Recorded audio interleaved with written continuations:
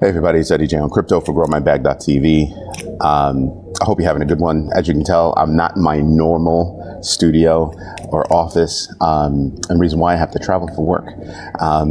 There are some things that we have to take care of, and this is what the client expects. It's all good stuff though. It's all really, really good stuff. But everything that's going on in crypto right now, as you can tell, the markets took a huge leap forward yesterday. We're really happy about that. Here's something else that we should actually, think about. Ark Invest adjusted their S1 filing for their Bitcoin spot ETF. their Ethereum spot ETF. Why? Because they want to introduce staking. That's huge. I don't know if that's huge to you, but it's definitely huge to me. So I think that if Ark Invest has made that adjustment, I think Fidelity, I think BlackRock, I think everybody else is also going to make that adjustment to actually introduce staking. We're going to have to start thinking about all of the things that you can do with crypto as you go through your machinations, over, not just the coins, but what you can do with the coins. There's staking, there's liquid staking, all kinds of things going on in the DeFi market. So we're going to have to rethink what banking is, as well as who's the bank. I know it sounds nuts, but it really is true. We're going to have to think about that. Something else that happened, Kraken, big news on Kraken. So 2 big points. The first one is they actually got their registration for VASP in their Dutch registration. Sorry. That's actually huge. And the reason why is because that's one of the areas where it's actually a very big deal to actually have that what is it called? A virtual asset service provider registration, right? The Dutch central bank recognizes you, and actually a very big spot for reaching further into Europe. It's often a point where you can get more because of where you're domiciled or where you're doing business out of. So that's a very big deal. It's actually a very big deal in real estate. If you ever do a real estate investment trust that has holdings overseas, you want to look to see where they're domiciled. You really do. Had the pleasure of working with Realty Income, and it's a very big deal, and I was able to learn a lot. Good team over there. Very good team. Some things I'd like to change over there, but for the most part, it's a really good team.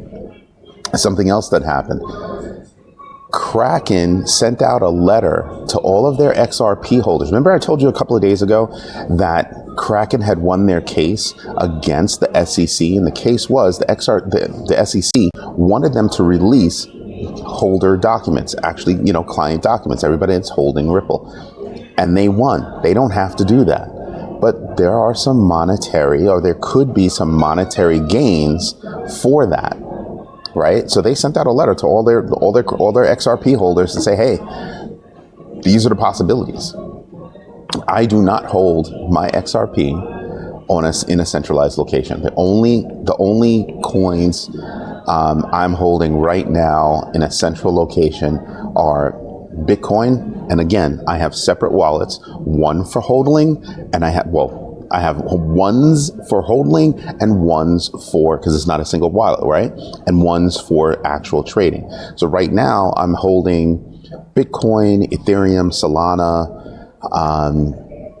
not Hedera, a couple others. I think Polygon as well, just a little bit. Again, I have coins over here that I'm saving, that I'm just holding on to. And then I have coins over here that I'm playing with because I'm trading every so often to try to make money off of either an arbitrage move or make money off of shaving off profits from positive moves. So being that the market is up right now, I'm probably going to take a step back and think about, well, when is everybody going to start shaving off some money? And that could be today, because it's usually sell on Fridays in the stock market, and that could be something. Now, the stock market yesterday actually hit, the S&P 500 actually hit 5,000. That's huge. The reason why that's huge is because today's Friday again, which is normally a sell-off day. So I'm going to be paying attention to the markets all over the place just because I want to pay attention to, should I shave off some gains, get back in on Monday or over the weekend. But crypto works a little bit differently. And the way that works is 24/7. So those normal rules don't apply unless there's a correlation between the stock market and the crypto market. So yes, I will be having my nose all up in the numbers today. Now, Bitcoin, in terms of volatility, is actually pretty good, right? If you're looking at the Bitcoin market and the volatility is there are chances for you to make money, obviously chances for you to lose money, but really there are chances for you to make money. So we had a client pay us over the past week in Bitcoin. Obviously, because they paid over the past week, they bought in low. I had one happen where I know the amount of money that the client had purchased, and by the time it got to my wallet, I was up $200. That's not bad. That's not bad at all, because that means that I get to make money off the money. I immediately make money off the money that I'm being paid. Excuse me, that I'm being paid.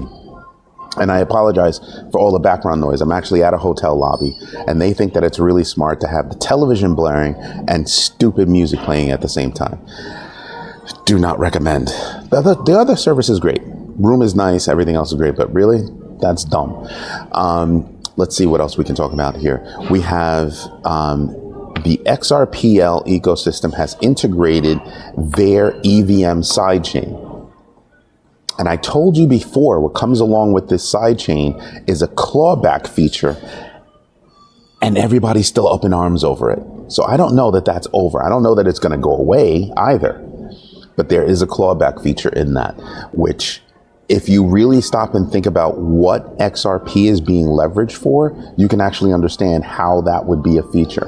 Reason why, if they're going to be the back end or the actual foundation, right? XRPL is going to be used as the actual foundation for CBDCs. You can see why there would be a clawback feature. This is why everybody's pissed off about CBDCs. We do not need the government being able to pull back your money or otherwise render your money useless just because it's yours right now. And then when it goes to somebody else, it's perfectly fine. So there are a lot of things that I think about when it comes to CBDCs, and really not many of them are good. Not at all.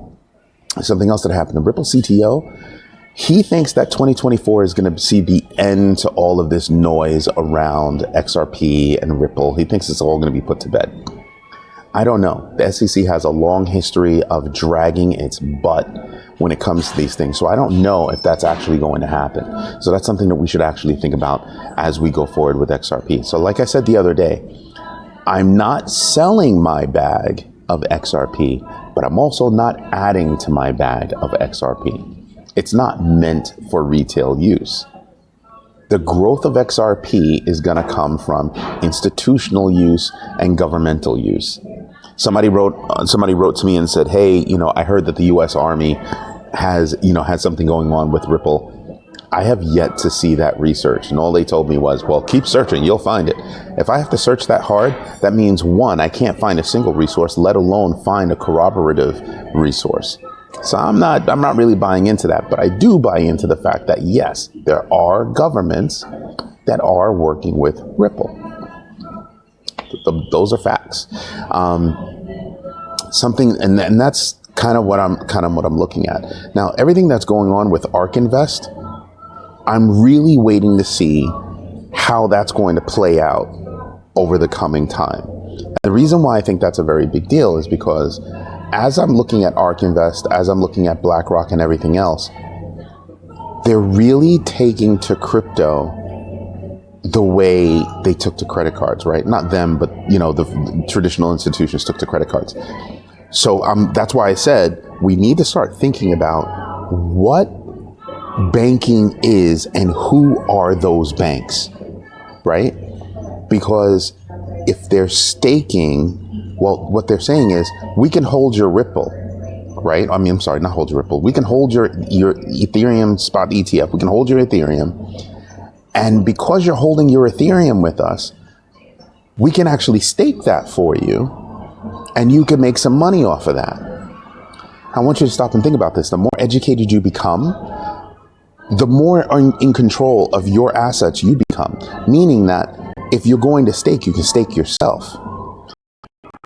And you start to well, how do I do staking? How does that work? All that other good stuff. And you say, well, they're offering staking the same way these other companies are offering staking. Who's offering the most return is going to start being your biggest question. If everybody's security is at the same level, you're going to start asking those questions. Now, if I'm looking at Ark Invest, I'm going to sit there and I'm going to go, well, you know, who are the primary, people that are, that we're loaning this money to, that we're loaning these assets to? And you start to think about it and you start to really get into it. Again, there are fundamentals that you should learn about with regard to crypto. And, hopefully in a few weeks, we'll have a good class that'll give you some of those fundamentals. And then we've partnered with another company that if you decide that's a career choice you want to make, they have a class specifically for it. Now, it doesn't mean that, I'm going into the whole educational space, but it does mean that I want to share what I know, not just with you, but with my kids. So guess who are going to be the guinea pigs on my new class? Yeah, it's going to be my kids. And my kids range everywhere from 16 all the way up to 20, about to be 24. She's not 24 yet. It's my princess. I have two princesses and I have two princes. But yeah, that's what I started thinking about when I look at all this stuff. But you know what we should do? We should probably start getting into the numbers, right? So let's switch on over, pull that, add that.